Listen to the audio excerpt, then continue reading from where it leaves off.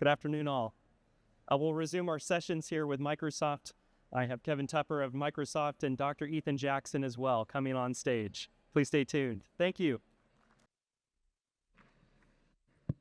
Hello, hello. All right, welcome back. All right, who really left the building? Yeah, me too. Well, I do this all the time, sorry. I'm Kevin Tupper. I'm not Dr. Ethan Jackson, and I'm excited to be here today.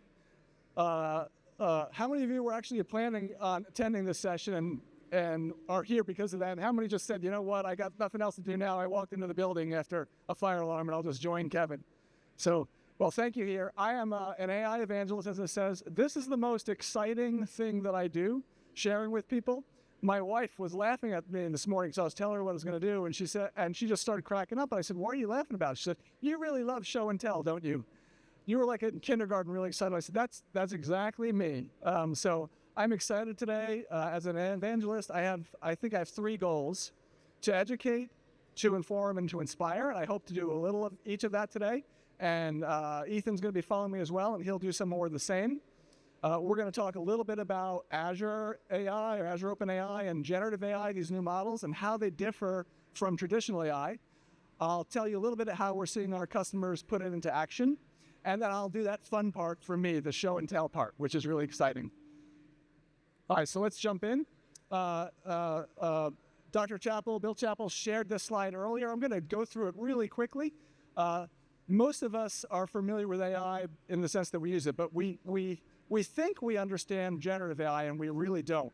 And the best way for me to go through that is just to give you an example. When ChatGPT came out, I first did what everybody else did, right? I said, write me a poem about a unicorn in the style of Bob Dylan or something like that, right? That was the various kind of memes, and we all saw that. But I'm a technologist, and I'm on the applied side of things, and I said, can this do anything real?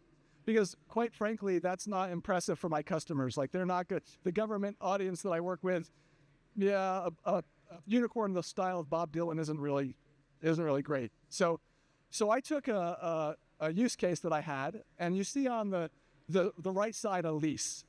I spent about 2 months with a couple of data scientists. I'm not a data scientist. I'm just an applied person, as I mentioned. And we had 2 data scientists work with a government agency to see if we could model the ability with traditional AI to understand leases so that they could extract key value pairs from the lease and put that into a line of business application. And so one of the first things, and we were able to do it pretty well. We had about 96% rate on our proof of concept. It was just a proof of concept after a couple of months. And we were able to do that, like I said, pretty well. We could, to get the 11th term or the 12th term, we would have to retrain. If we want to do something different, we would have to train the model to do something different, right? Traditional AI models are trained to solve a specific problem, and you model that problem. Generative AI doesn't work like that.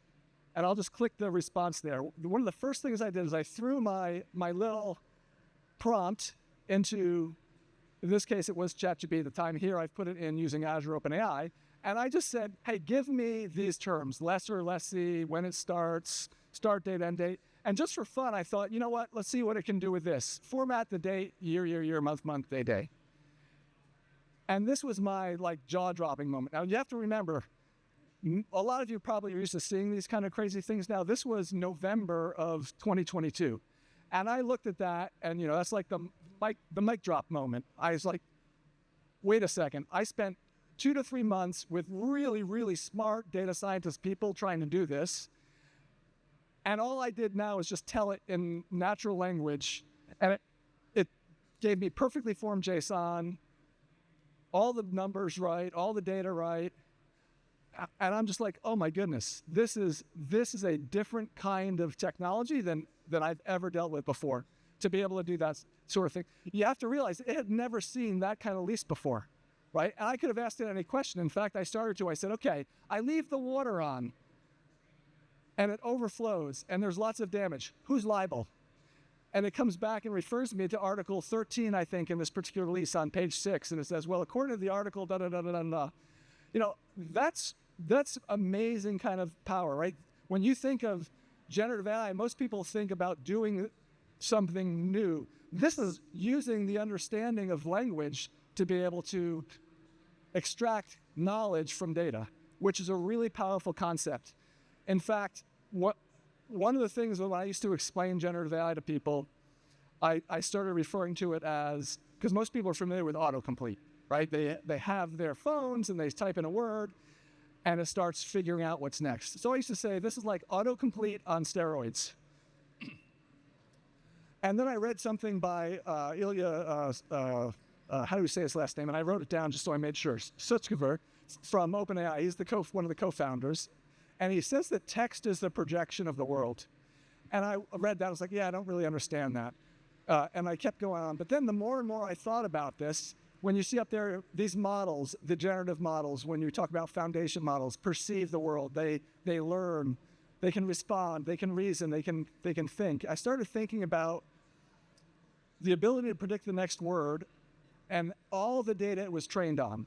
And once you get this concept, and by the way, don't feel bad if you don't get it and say, Kevin, that's so abstract. Because I've been working in this space for 15 months and I still am just starting to realize, wait a second, this really is something different. Because think about language and our words, right? Words are not really idle things. They have meaning. And when you take them in aggregate, and if you think about it, the best of the large language models are pretty much trained on most anything that any of us have ever read, and then some. Those words in aggregate contain our hopes, our dreams, and latently inside of them, inherently, is our thought processes.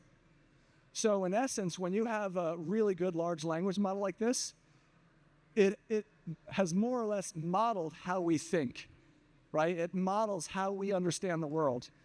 And once you start to see that and realize that, okay, it is predicting the next word, but it's predicting the next word with a sense of how we're thinking or how we're talking. And I don't want to get freaky here, right? I'm not talking about sentience. It's still, at the end of the day, ones and zeros and math and really sophisticated algorithms.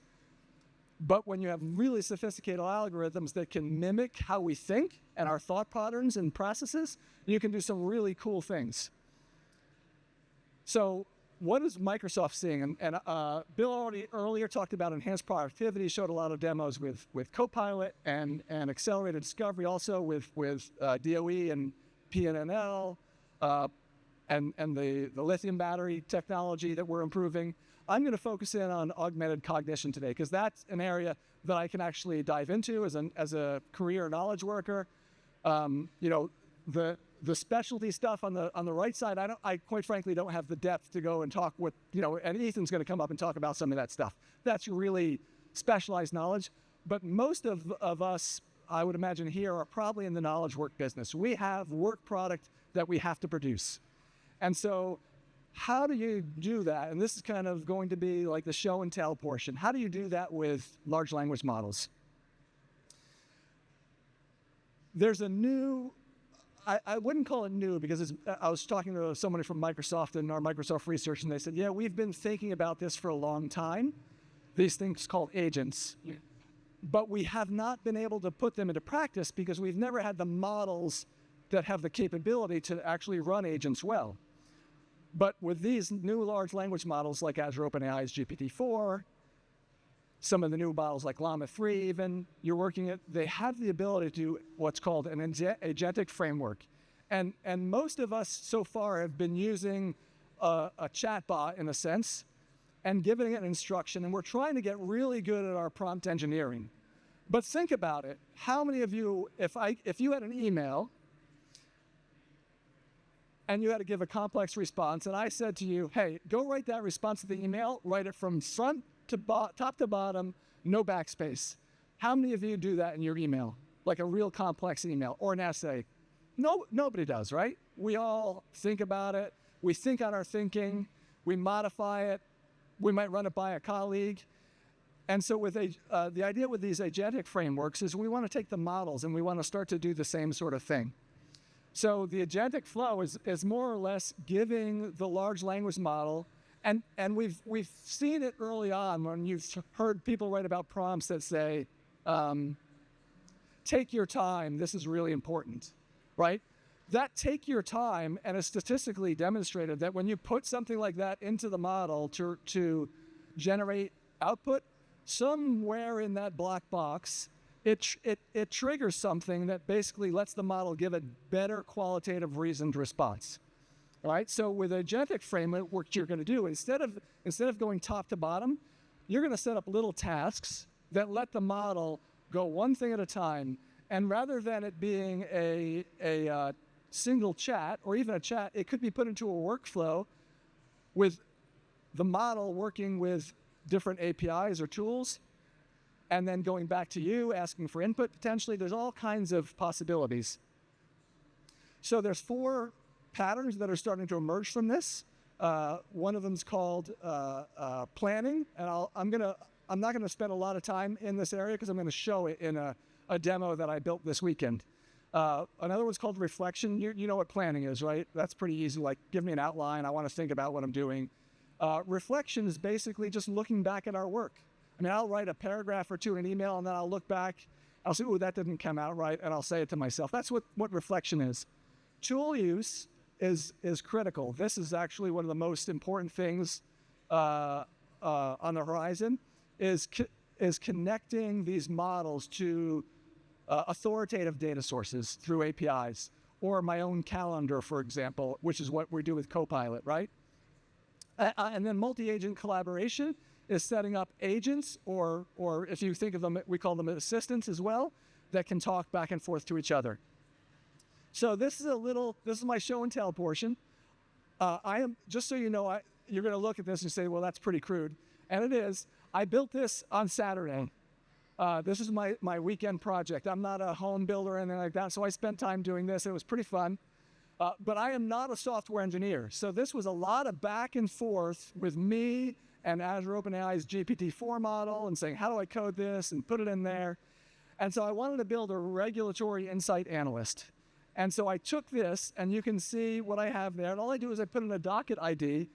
And when I run it through the model, you're see the first, basically the introduction of an 11-page analysis that came out of the workflow in the model, with the model.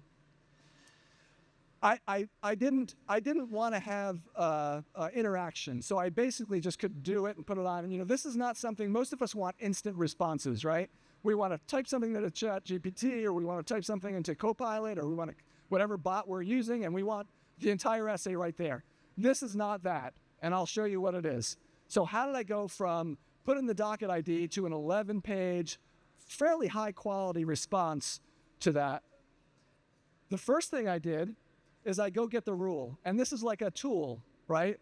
It knows, now I didn't have to use a tool because I just made an API call, but if I could give the model a tool that says, this is regulations.gov API, here's the API calls, and when you know you need that, come back to me, and I'll execute it for you and give you the rule.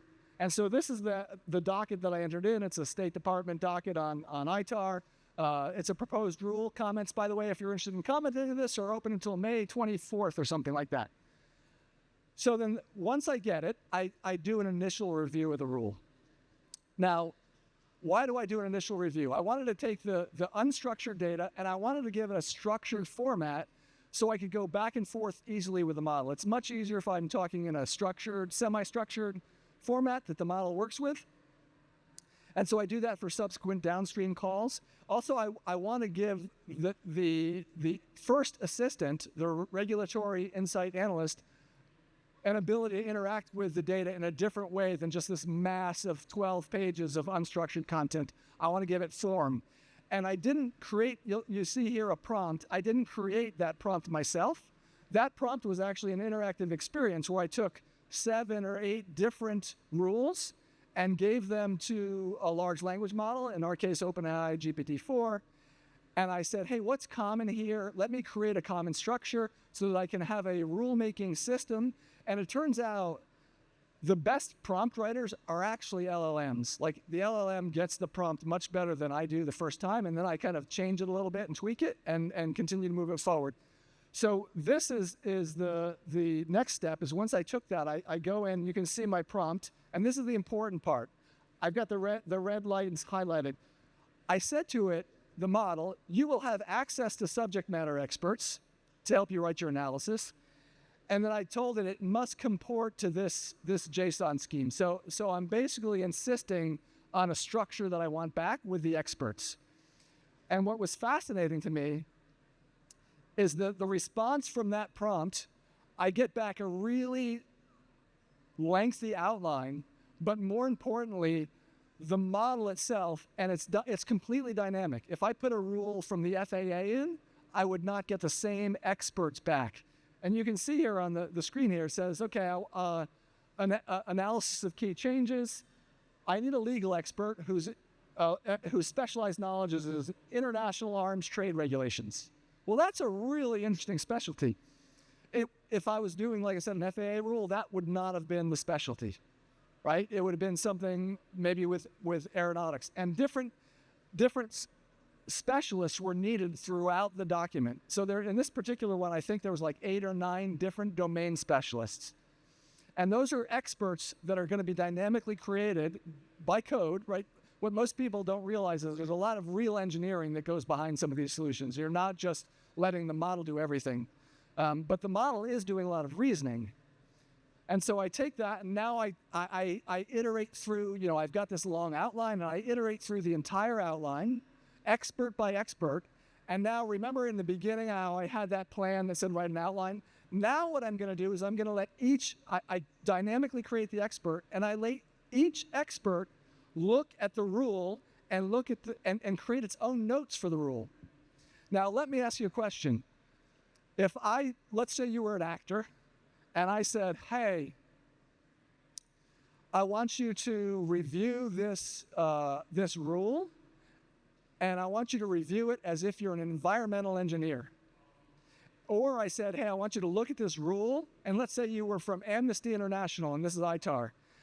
And I said, you're an expert from Amnesty International. I want you to look at this rule.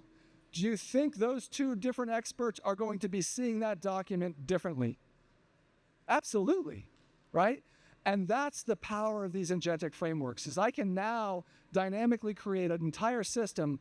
And the way the large language model works, by just putting in a persona, it triggers all different responses inside of the model itself in terms of what's the most likely outcome of looking at this rule from that persona.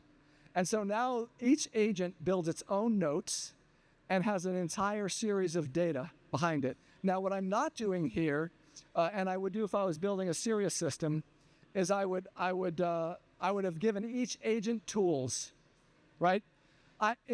Because I didn't have a whole lot of time this weekend. I basically let the large language model hallucinate, and it will be doing that. Like, the responses here are not necessarily all going to be accurate. If I had the tools, though, I would basically have said, hey, you're a legal expert.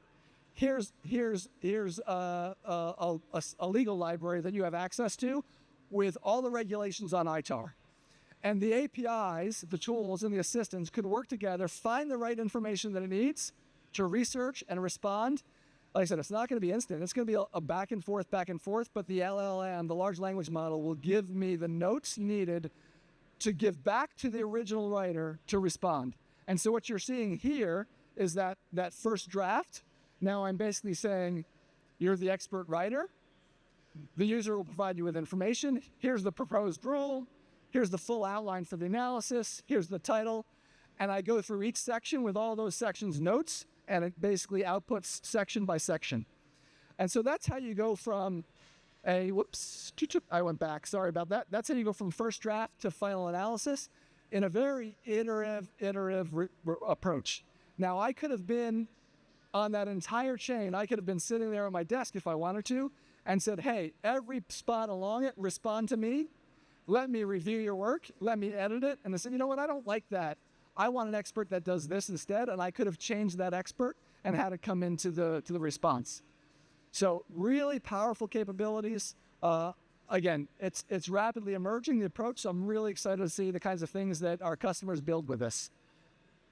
All right, last thing, question for you. If you had a team, if you knew this was reliable and you had a team of AI agents, ready supply of digital agents that could go to work for you. Not to put out product directly, but to actually build stuff. What would you build? How would you transform your mission if you had that kind of capabilities? Because that's what we're basically being given. It still has work to be done, but that's the road that we're on. So with that, I'm going to turn it over to Dr. Jackson is here, and to talk about AI for biodefense and biointelligence. Yep, thanks.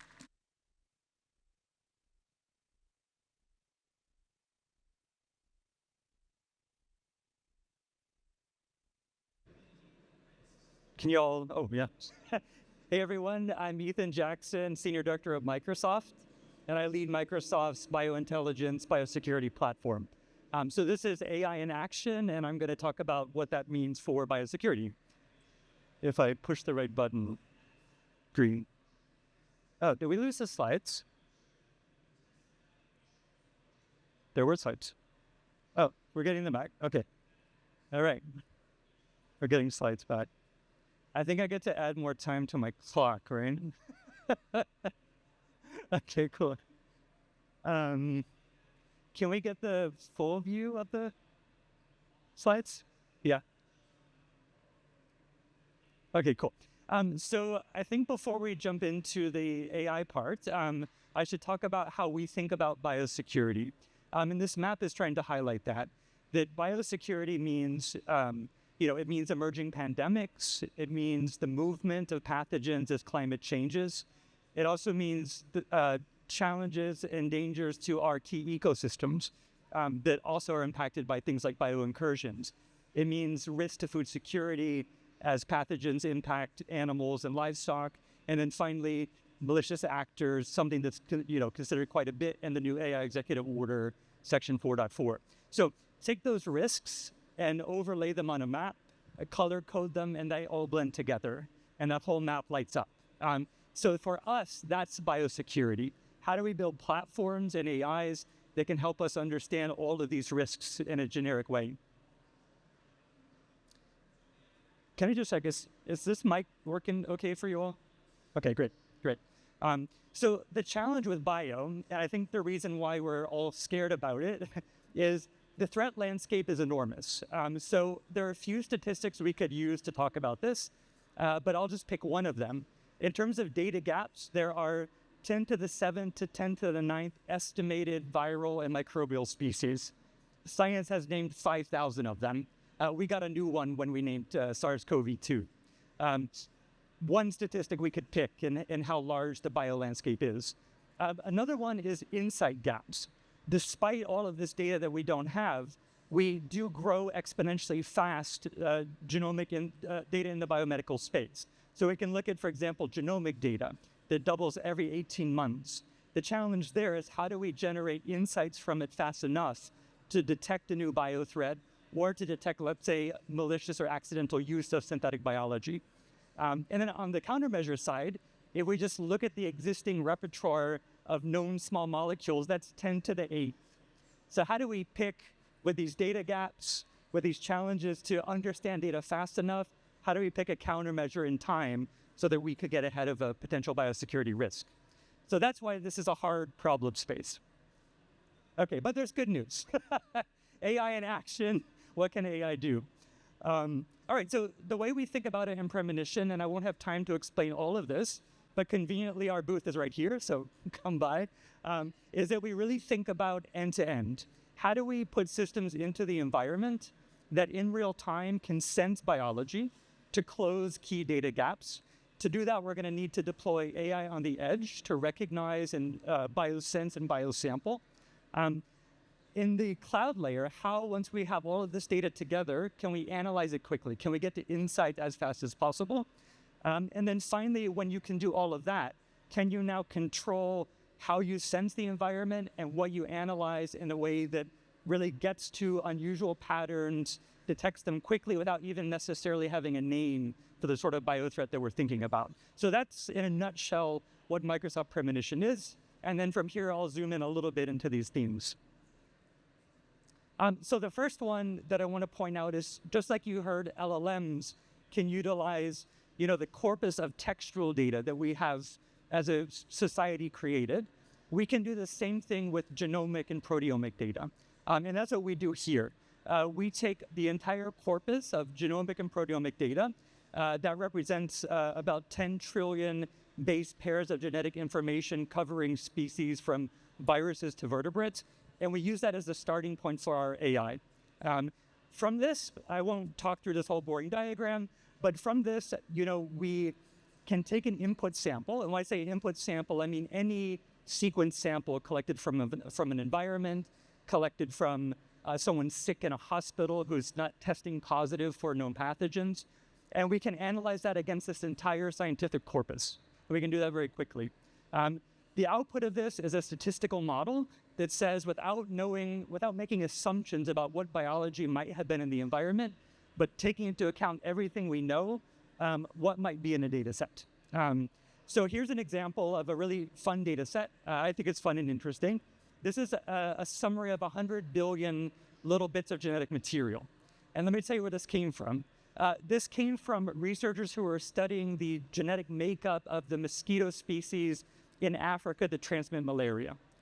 So if you were looking at this, you would expect to see lots of mosquito DNA, but because we can do this very generic analysis, what you're getting is this kind of heat map. And this heat map is showing you immediately other interesting things. At the top there, you see it's glowing around hepatitis B virus. This is not a mosquito-transmitted pathogen, but it's one that is endemic into the part of Africa where these specimens were collected. And then you can see Homo sapiens highlighted down there. And this just falls right out of the machine learning model with no fine-tuning. And so what this is telling us very quickly is that we can see this association between humans and hepatitis B because a mosquito brought that information to a sequencer. I would be remiss if I didn't talk a little bit about how can we detect, with the executive order raising this to the top of everyone's mind, how can we detect the potential misuse of synthetic biology? So in this example, we've taken an AI and a protein. This is not a dangerous protein to animals. This is a protein that harms bacteria. And we've had AI regenerate it to try to make it look different, but preserve its function.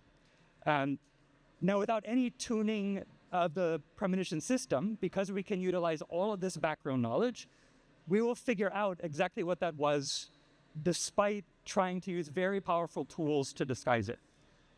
So the point here is, without fine-tuning, you can consider a whole range of use cases of AI that can understand the genomics and proteomics of biology, like at the scale that we use LLMs to understand, text.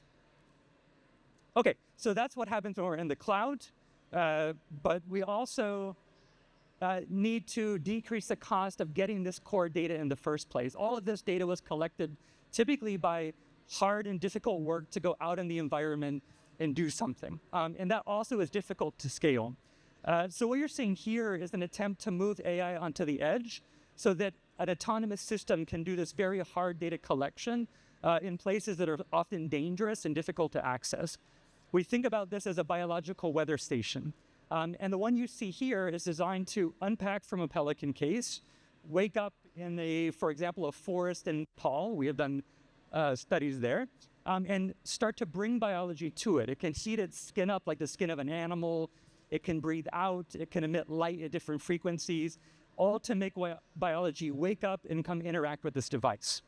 Because if it does, we can identify it on the edge and immediately start transmitting to the cloud the species that we're seeing in the environment.